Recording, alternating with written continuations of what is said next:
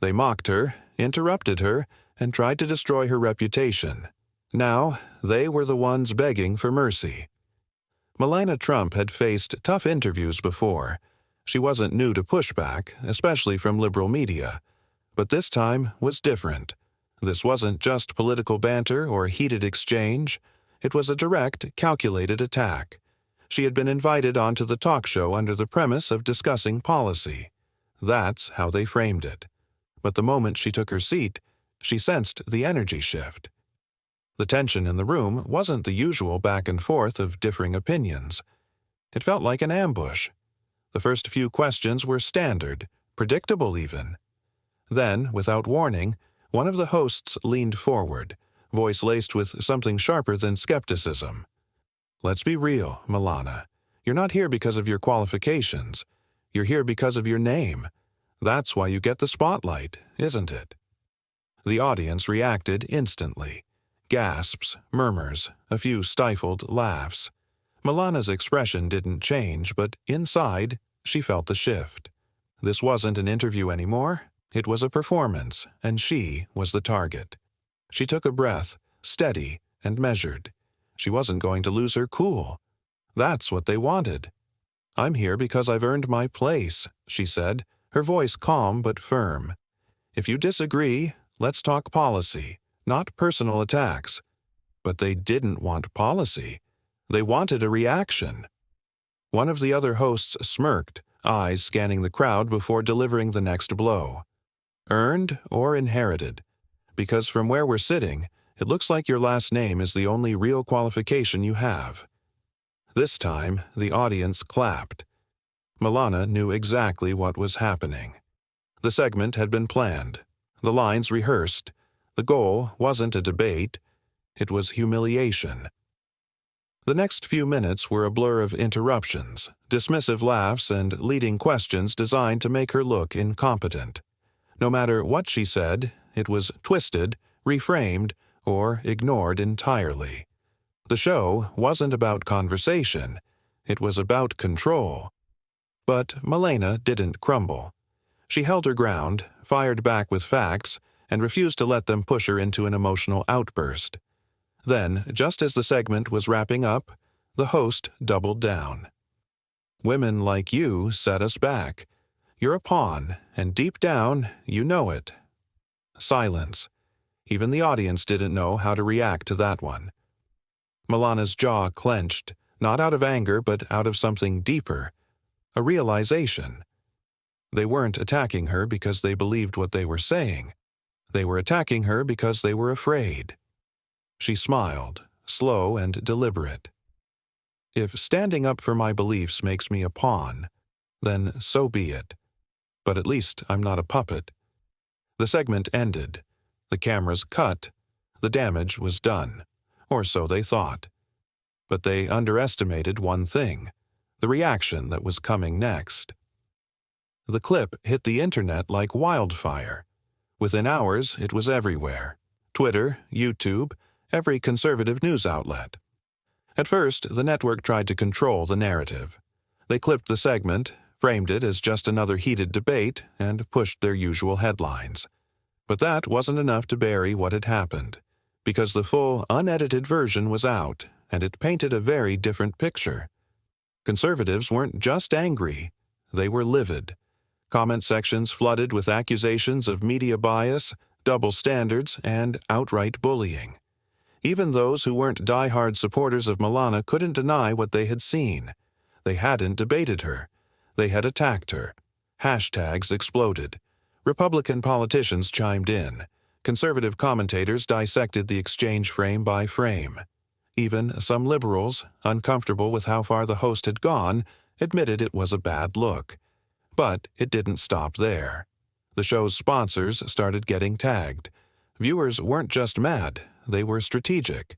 They flooded advertisers with messages, asking why they were backing a platform that openly degraded women who didn't fall in line with their politics. Some companies tried to ignore it. Others released generic statements. But then one of the biggest sponsors pulled out. Their statement was carefully worded, avoiding controversy while making it clear they didn't want to be associated with divisive and unprofessional discourse. That was the first domino. The rest followed fast. The network scrambled, damage control mode. Anonymous sources leaked reports of panic behind the scenes. Executives demanded explanations, frantic meetings about how to regain control. The show's hosts remained silent at first, then released a half-hearted statement about passionate discussions and differing perspectives. But it was too late. Melana hadn't said a word publicly yet. She didn't have to, because now there were whispers of something bigger. Rumors swirled that she was preparing a lawsuit, not just for defamation, but for targeted harassment, professional damage, and possibly even coordinated media misconduct. The network had faced backlash before. They had weathered controversies. But this was different. Melana sat in a dimly lit office in New York City, across from her legal team. Stacks of documents lay on the table, some still warm from the printer. The stakes were clear. This wasn't just about a viral moment or political debate. This was about accountability. A senior attorney, a no-nonsense woman with years of media litigation experience, set her pen down and leaned back. The defamation angle is strong, but we can also argue professional harm. This wasn't just criticism. It was an orchestrated attempt to discredit you. Melana listened carefully. She wasn't the type to jump straight into legal battles, but this was different. This wasn't about her feelings. This was about a precedent. The more they dug, the worse it got. Internal emails surfaced, leaked messages between producers and staff, hinting that the segment had been pre-planned as an exposure piece, not a genuine interview. One line in particular stood out: "Make sure she stumbles. Cut her off if she gets too comfortable." That wasn't journalism. That was an ambush. By the next morning, news broke. Melania Trump was officially pursuing legal action. The network's response was immediate and chaotic. Their lawyers rushed to issue statements, calling the lawsuit frivolous and a desperate political stunt. But the damage was already spreading. The lawsuit wasn't just about Melania anymore. It was about media ethics, about how certain voices were treated on national platforms. The backlash deepened. More advertisers backed out. The show's ratings took a hit. Viewers on both sides of the aisle started asking the same question. If they had nothing to hide, why were they scrambling? Then something unexpected happened. A former producer came forward, anonymously at first, then publicly.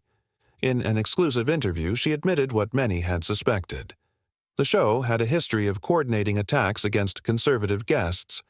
Producers were instructed to push them into uncomfortable moments, cut them off, mock them subtly, and control the edit.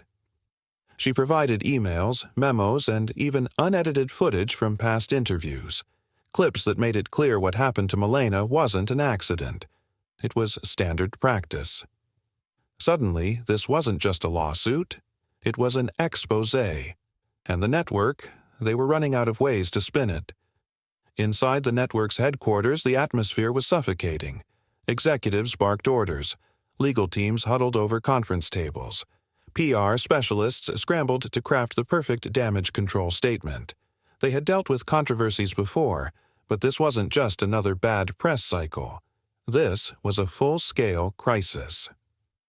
The network released an official statement, but it fell flat. "We stand by our commitment to free and open discussion. While we regret any misunderstanding, we maintain that our hosts acted within the bounds of spirited debate." It was a carefully worded non-apology, and it made things worse. Viewers saw right through it. By the next morning, the show's social media pages were in freefall. Comments were turned off. Dislikes skyrocketed. More advertisers severed ties, issuing vague statements about reevaluating partnerships. The message was clear. Corporate sponsors didn't want the heat. Then came the first major internal casualty. One of the show's lead producers resigned. The press release called it a mutual decision, but insiders leaked the truth. They were trying to contain the fire. But it was too late. Because now, the legal proceedings had officially begun. Melana's team subpoenaed internal records, looking for more proof of coordinated media bias and targeted defamation. And what they found was worse than anyone expected. More emails, more memos, more undeniable proof that the network wasn't just reporting news, they were manipulating it. And then, the biggest bombshell yet. A second former employee came forward. This time, it wasn't just about the talk show. It was about the entire network. They alleged that this wasn't an isolated incident, that certain guests were strategically discredited, shut down, and ridiculed to fit a pre-approved narrative. Suddenly, Melana's case wasn't just about her. It was about the credibility of the entire media institution. As the legal battle heated up, the network had to face a chilling reality. They weren't just fighting Melana anymore. They were fighting the truth. The courtroom was packed. Reporters filled every available seat, their cameras and notebooks ready to capture every detail. Outside, the scene was even more chaotic. Protesters, supporters, media vans lined up for blocks. This wasn't just a lawsuit. It had become a cultural battleground. Melana sat beside her attorneys, calm but focused. She had spent weeks preparing for this moment. The network's legal team was formidable, but she knew they weren't just fighting her. They were fighting their own past mistakes. The trial began with opening arguments. Melana's lawyers laid it out plainly. This case isn't about political differences. It's about media accountability. Our client was targeted, discredited, and professionally harmed, not through honest journalism, but through calculated deception. Then came the evidence. The leaked emails, the producer's testimony, the unedited footage from previous interviews that showed a clear pattern of coordinated bias. Every piece tightened the noose around the network. Their defense team tried to argue that heated debate was normal, that Melana was simply playing the victim. But then the former producer took the stand. She testified under oath that producers were given pre-show instructions to ensure conservative guests never came out looking strong. And when she read one particular email out loud, the entire courtroom went silent. Do not let her finish full sentences. Keep control. Mock lightly. Make her lose credibility. That single line shattered any illusion that the interview had been fair. The network's attorneys fought back, calling the show's format entertainment, not journalism. They argued that guests should expect tough questioning. But Melana's attorneys countered with something even stronger, a video montage. A direct comparison of how liberal guests were treated versus how conservatives were treated. One side showed respectful interviews, uninterrupted responses, and softball questions. The other, constant interruptions, sarcasm, mockery, cheap shots disguised as debate. The jury watched in silence. The contrast was undeniable. Then came the financial records. Melana's team presented data proving that her reputation had suffered measurable damage. Speaking engagements canceled, opportunities withdrawn, a deliberate attempt to silence her. At that moment, the case shifted, and this wasn't just a media controversy anymore. This was a reckoning. As closing arguments wrapped up, the jury had only one question to answer. Did the network cross the line? The entire country waited for the verdict. The jury's decision came faster than expected. When the judge re-entered the courtroom, everyone held their breath. Melana sat still, her hands folded in her lap. The network's legal team, once confident, now looked drained. The foreperson stood. In the matter of defamation and professional harm, we the jury find in favor of the plaintiff, Melania Trump. Gasps, murmurs, a few stunned expressions. Melana closed her eyes for a brief moment, exhaling as the weight of the past few months finally lifted. The damages were significant. A multi-million-dollar settlement, a public admission of wrongdoing. The network was forced to issue a formal apology, not just to Melana, but to every guest who had been subjected to their tactics. But the fallout didn't stop there. The show was officially canceled. The network framed it as a restructuring decision, but everyone knew the truth. Advertisers weren't coming back. The brand was too toxic. More employees came forward. More unethical practices were exposed. This wasn't just a loss for the network. It was a turning point for political media. And Melana, her career didn't just survive, it thrived. She became a symbol of pushing back against media manipulation, book deals, speaking engagements, a stronger platform than ever. But she didn't use it to gloat. Instead, she left the public with this: it's not about silencing people you disagree with. It's about accountability. The media isn't supposed to manufacture reality. It's supposed to report it. And that was a message no one could ignore. If this story made you think, share it. The conversation about media bias and accountability isn't over. Make sure your voice is heard. Subscribe for more stories that challenge the narrative. Because the truth, it always comes out. If you want to hear more stories like this, like and subscribe to this channel. Thanks for watching.